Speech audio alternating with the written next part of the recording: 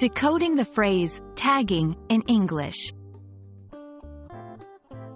Hey everyone! Today, we're diving deep into the fascinating world of English language phrases. Have you ever come across the term, tagging, and wondered what it meant? By the end of this video, you'll understand its various meanings and how to use it.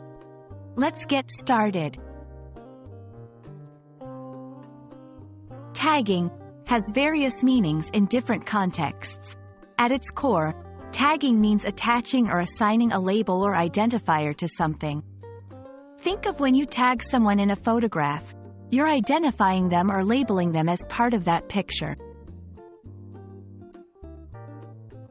In the realm of street art, tagging refers to the act of writing or drawing on walls, buildings, or other surfaces, often with spray paint.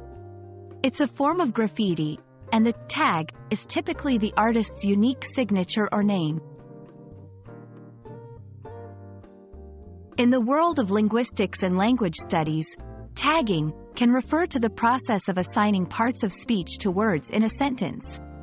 This is often done using software in computational linguistics. For instance, determining whether a word is a noun, verb, adjective, etc., in a sentence is part of the tagging process. In the digital age, tagging has also taken on a new meaning. On social media platforms, tagging is the act of linking a person, place, or thing to a post or image. For instance, when you mention someone in a comment or link them in a photo, you're tagging them.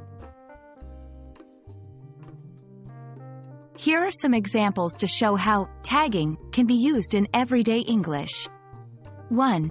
Why are you tagging along? This means, why are you coming with us? 2. I spent the afternoon tagging all the items for the garage sale. This means labeling the items with price tags.